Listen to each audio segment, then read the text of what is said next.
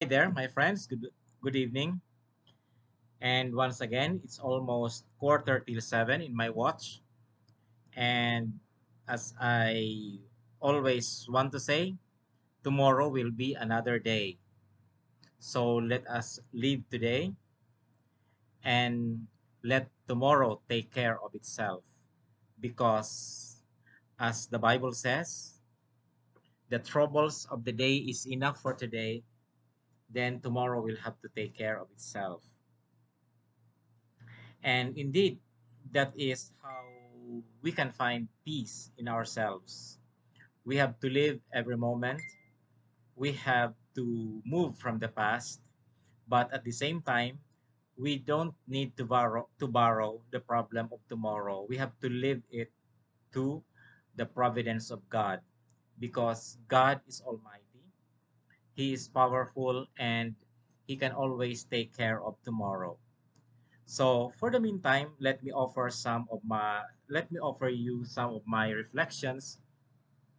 And indeed today we are living in a very complex world, a very challenging world. And we are facing we are facing um, some sort of a recession because if you go to the supermarket, if you go to pay your bills, for example, you will find out that almost everything, the prices of goods and services are skyrocketing, and yet our income does not increase. In fact, the value of our income, the value of our money is decreasing. And it's so easy to blame it on our leaders, but we have to understand that this phenomenon, this recession, is global. So it cannot just be blamed on a particular government, but rather there are certain factors in international relations that are um, contributing to this recession. Of course, the number one of this is the pandemic and also the short supply of fuel because of the large demands of fuel from other developing countries like China and other places where there is a uh, ongoing development activities. And aside from that, also this war in Ukraine, for example, the Russian aggression in Ukraine has been contributing also to some extent to the recession that we are experiencing, and other also security matters, for example in the Taiwan Straits, in South China Sea, and in some places in South Asia are also contributing to this recession. And we just hope that our leaders are finding ways to to brace for the impact of this recession and doing some ways to avoid a downward trend in our economy.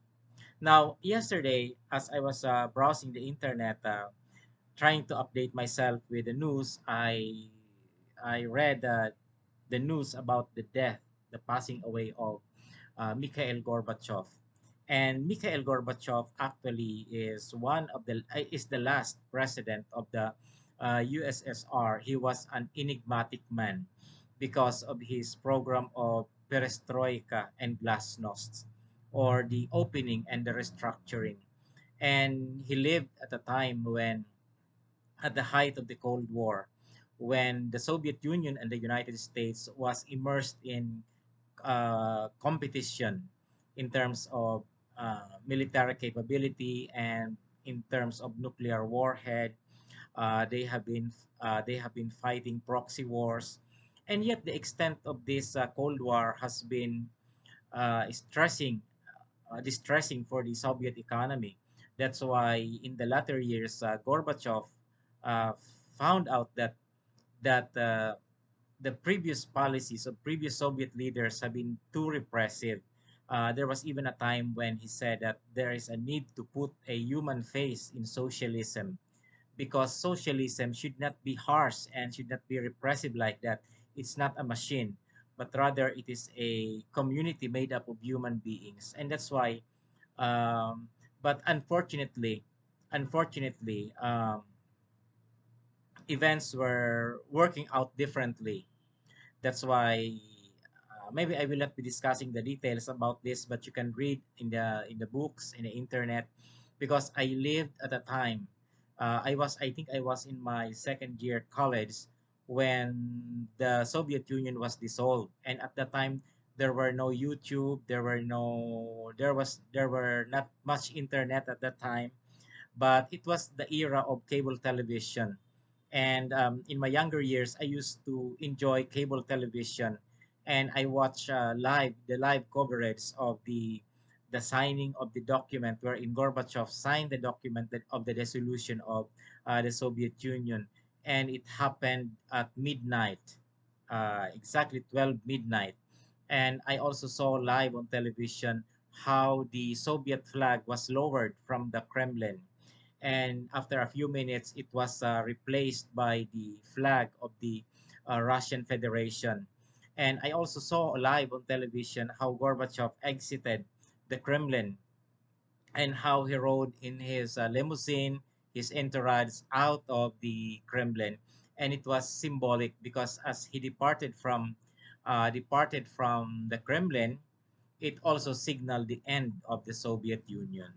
And the rest is history. And I think Gorbachev is a great man in himself. Actually, when he signed the dissolution of the Soviet Union, that was the end of his political career. And fortunately, he lived a long life. He died at the age of 91.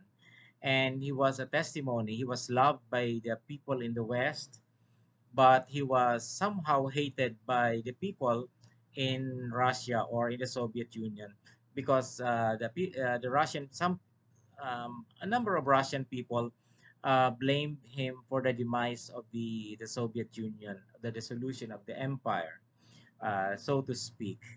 And I think it's up to history to judge the significance of Gorbachev. But Gorbachev was a great man in his own right.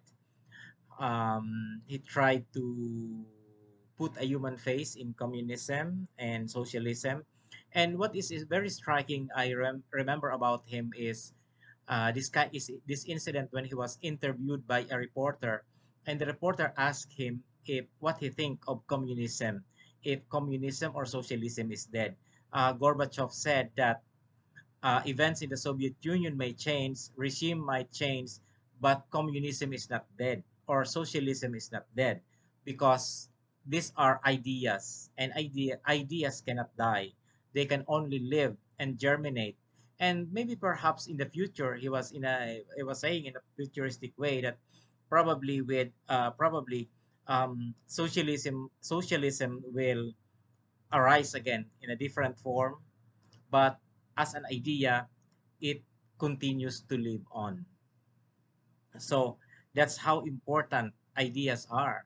That's why they said if you want to become a great man, put your ideas into books, write a book, or either build yourself a monument so that you will be remembered for posterity.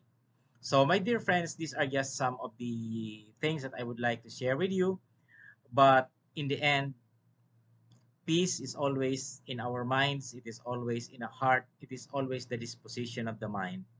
Live for today, do not borrow the problems of tomorrow, do not live according to the past, but savor the moment and leave the rest to God. And I think this is our peace. That's why in the Lord's Prayer it says, give us our daily bread. The Lord did not teach us to ask for the bread for 1 year, for 1 decade, or the bread for 100 years, but rather the daily bread, the bread for the day. So today is enough, then tomorrow is another day. So have a nice evening, my friends.